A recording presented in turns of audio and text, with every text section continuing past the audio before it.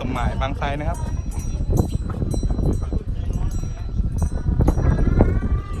บรรยากาศข้างหลังรอลงเรือนะฮะเดี๋ยวเราจะไปลงแพแดงกันครับแพแดงที่ที่ผมเคยมาลงครั้งหนึ่งแต่นานแล้วครับเป็นหลายเดือนแล้วอยู่แพท้ายสุดนู่นเลยนะวันนี้ไม่มีผักเลยครับผมจะพามาตกปลาม้ากันนะครับก็จะมาหาพี่คนหนึ่งนะพี่โจนะพี่โจสุทัศน์แกก็จะมาตกปลาเก็ดนะฮะแล้วผมจะมาตกปลาม้าก็เดี๋ยวมาติดตามกันนะครับว่าวันนี้จะมีตัวกินหรือเปล่านะครับลมแรงมากฮะหัวฟูเลยเนี่ยครับ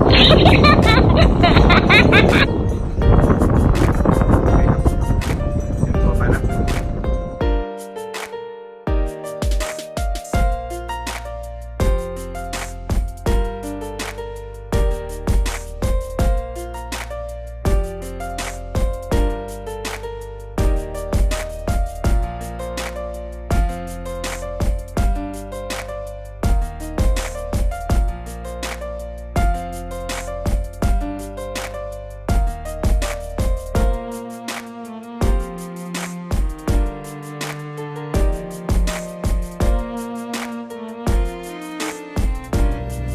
สวัสดีครับสวัสดีเพื่อนๆสวัสดีนะที่รักในการตกปลาทุกท่านนะครับวันนี้ก็พบกับผมอีกนะครับทริปหนึ่งนะเป็นทริปลงเพนะครับวันนี้ผมอยู่ที่เพสมหมายบางไทรนะครับด้านหลังผม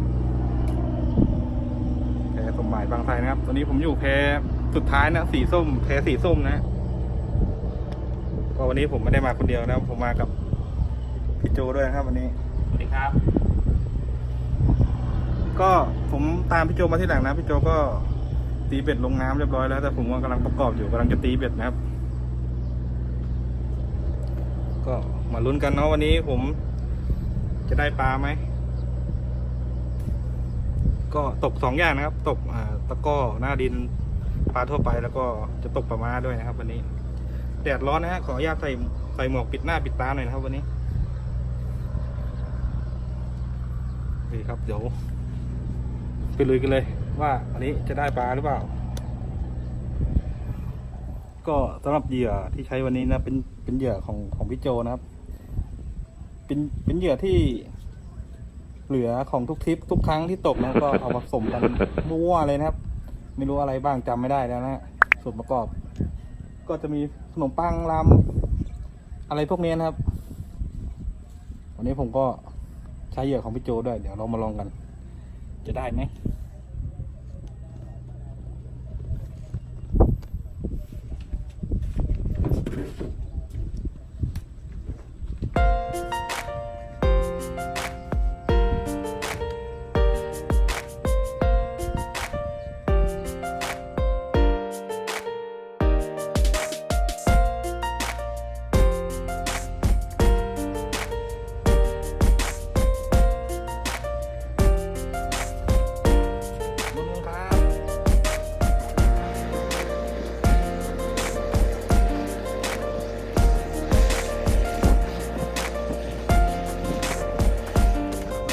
ก็10 โมงนะ10 โมงเช้าก็เบ็ดเรียบร้อยแล้วนะมาเนี่ยพี่โจเขาก็ได้วัดปลาตั้งแรงสายมันทันกันอยู่กระชัง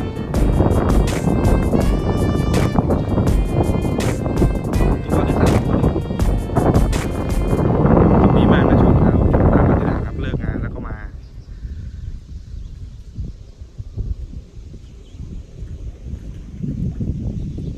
ก็เดี๋ยวมาดูนะครับที่เพของเพสมหมายเนี่ยฮะเขามีอะไรให้บ้างครับก็มีเป็นลานตีข้างหน้านะครับกว้าง10 ฟุตก็ตีได้นะครับไม่ต้องกลัวว่าจะติดหลังคาแล้วก็เป็นห้องโถงนี่ฮะกว้างอยู่นะครับก็มีเตียงไม้มีเสื่อมีหมอนผ้าห่มแล้วก็พัดลมนะครับมีไฟฟ้าให้นะฮะมีไฟข้างในแล้วก็ ก็มีไฟข้างนอกเวลาตกกลางคืนครับแล้วก็มีห้องน้ำ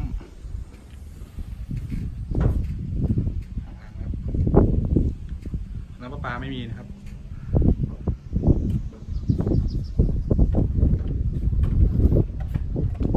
วันนี้ลมแรงไปนิดนึงแต่ว่าดีตรงที่ไม่มีผักนะครับนานๆจะมาสักกอสองกอนะครับอันนี้ก็แพทางก็มีน้ำตกเหมือนกันนะครับ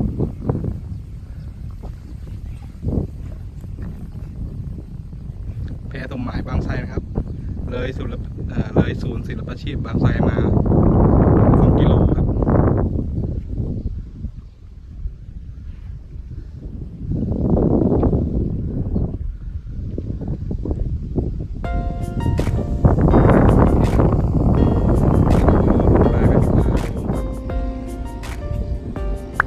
สูตรเด็ดนะครับนี่สวายชอบต้องหัวเชื้อน้ำแดงครับเอ็มบอยโอเครอชมครับสงสัยผมมาแล้วหลังสี่มาเห็นผมเยอะครับ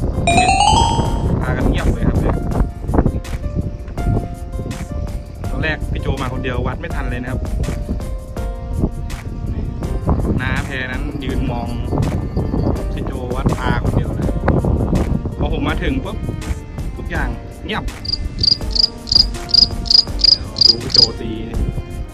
เผื่อได้ลุ้นถวายตัว2 ตัวนะ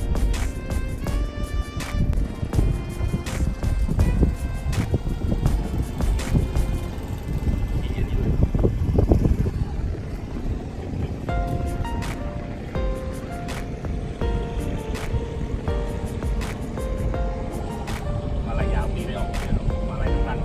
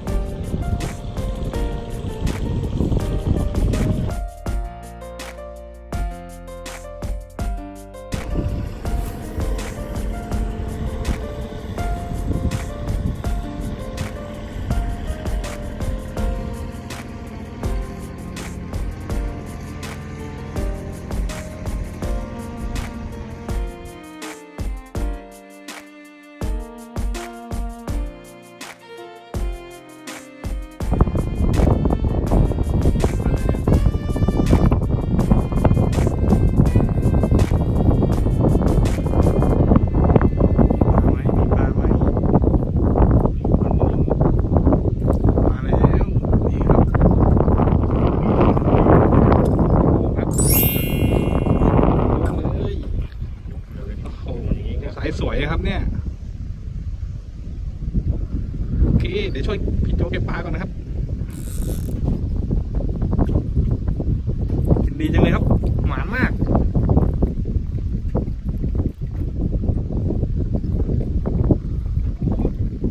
ยังไม่เกี่ยวกับเขาดิ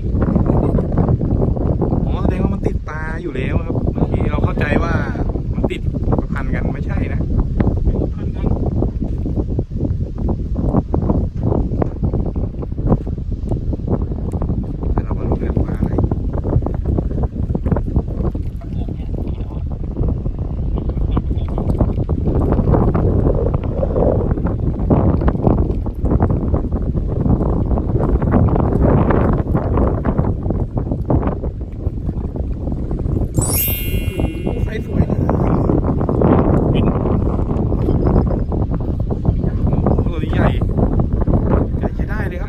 เดียว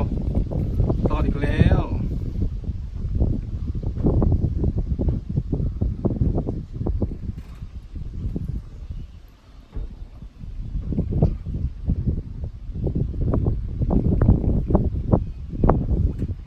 อยู่ไหมพี่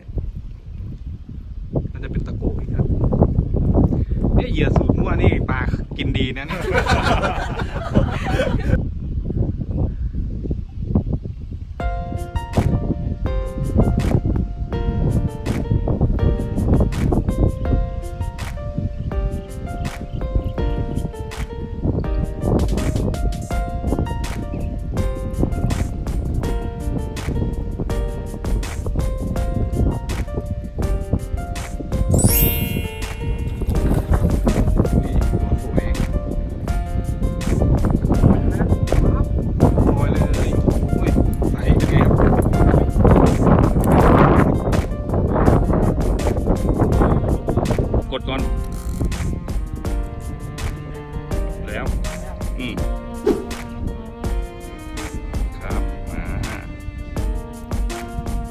ลั่นครับเดี๋ยวมาดูกันว่า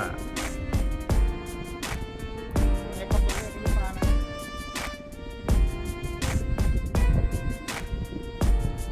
ครับมาลุ้นกันครับ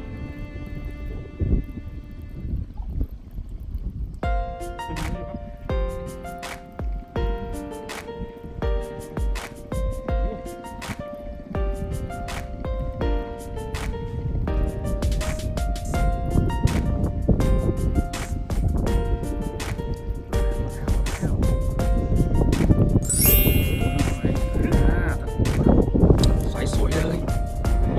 ครับตัวแรก สายสวยเลยสายสวยเลยครับ ติดปลาครับถ้าเป็นปลาสายยูนะแล้วก็ติดถุงด้วยนะครับตั้งแต่เมื่อไหร่ไม่รู้เนี่ยพุงกลางเลยครับ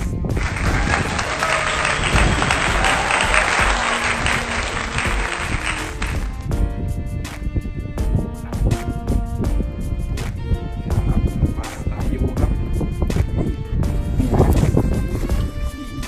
ปลาสายยูนะครับปลาลึงนะสวยเลยต้มแล้วสวยงามครับสวยงามครับเดี๋ยวเรามาดูวิธีที่เกี่ยวกุ้งนะครับเมื่อกี้นี่เกี่ยวกับม้านะครับ เห็นไหมพี่เห็นไหมให้ถ่ายตรงนี้ตรงนี้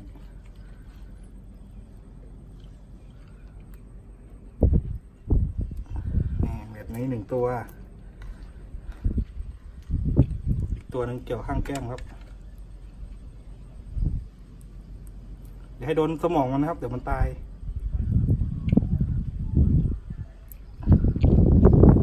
ประมาณนี้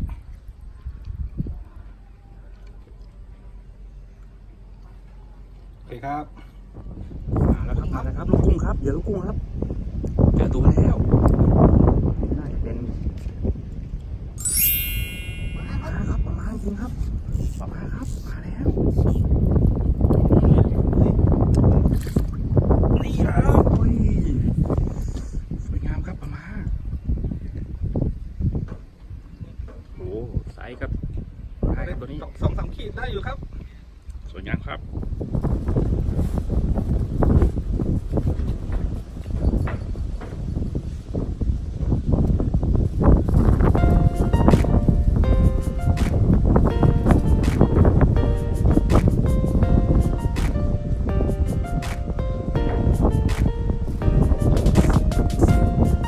อะไรอ่ะ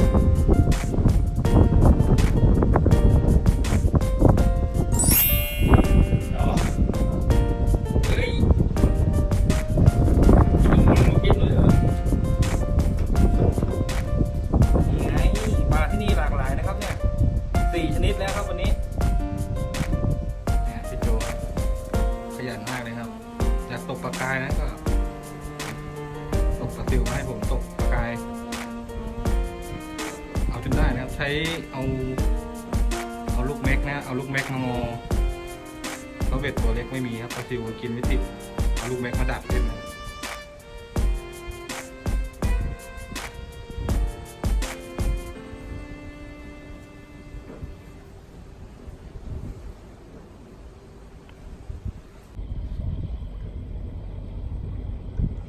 ขออีกที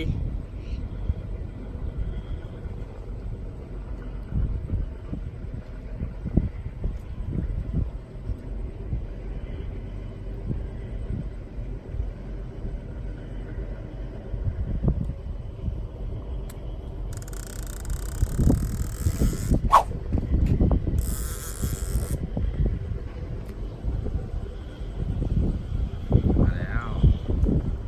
ดูกันครับว่าจะ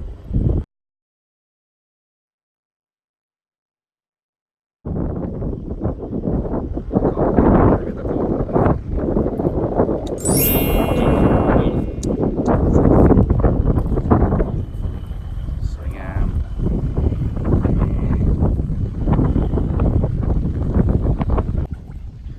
ครับตอนนี้ก็เป็นเวลา4:30นะครับ4 โมงเย็นนะฮะแล้วก็เตรียมตัวเก็บของแล้วนะครับ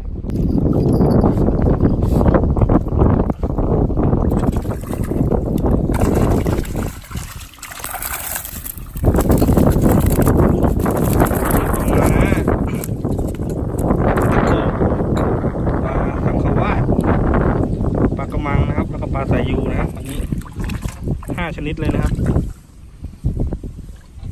พอได้แบ่งเอาไว้ต้มนะครับวันนี้อุปสรรคของเราก็คือลมแรงมากเหมือนอยู่กลางทะเลเลยนะครับ คือไม่ค่อยรู้เลยว่าปลากินต้องเอากระดิ่งมาใส่ก็กระดิ่งก็ดังไม่รู้ว่าดังปลาหรือดังลมต้องดูใส่ปลายคันดูปลายคันกันเองนะครับก็ถือว่าโอเควันนี้ผ่านนะครับไม่แห้วนะครับ